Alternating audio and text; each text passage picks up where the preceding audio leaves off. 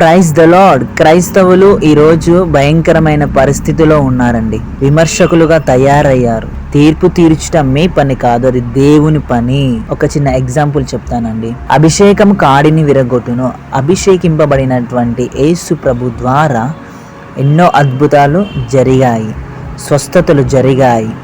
గ్రుడ్డివారు, కుంటివారు, మూగవారు అనేకులకు విడుదల కలిగినది. పాపాత్ములైన వారు విడిపింపబడ్డారు. రోగుల మీద చేతులుంచినప్పుడు చనిపోయిన వారు లేచారు. ఇవన్నీ మరి అభిషేకం ద్వారా జరిగిన కార్యాలు కాదా?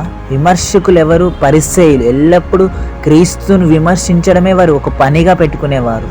క్రీస్తులో ఉన్న అభిషేకం నీలోకి వ్యాపించినప్పుడు దేవుడు నీ ద్వారా అద్భుతములు జరిగించును. ఈరోజు అభిషక్తులైనటువంటి క్రైస్తవులైనటువంటి దేవుని పరిచారకులు, దేవుని నాయకులు, వారి ద్వారా చేస్తున్న కార్యములు ఎంత గొప్పవి కదా.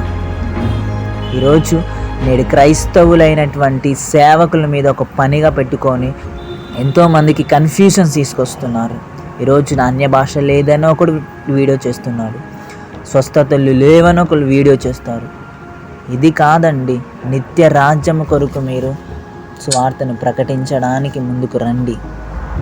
అలాంటి వారిని ఎంకరేజ్ చేయండి. ఈరోజు మీరు తీర్పు తీర్చకూడదు. తీర్పు తీర్చడం దేవుని పని. వారి క్రియలు చొప్పున వారికి ప్రతిఫలం దొరుకును. లేఖనము చెప్పినట్టుగా అది నెరవేర్పులోకి రావాలంటే మీరు దేవుని చేత లేఖనములు పరిశోధించి వాటి ప్రకారం జీవించడమే.